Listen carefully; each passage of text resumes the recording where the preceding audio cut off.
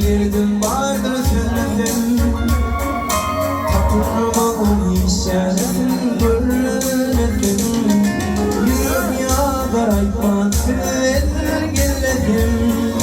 Benim vardır işaretin görmedim. Bana izin eyledim, orman eyledim.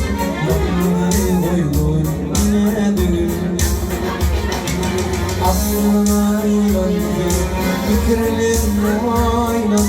Yanılmıyorum nedir? Yanlar yandaşlaşma nedir? Yanımdan hoşlaşma nedir? Geçmine bağırsa yarım. Yar yar, kardeş ol nedir?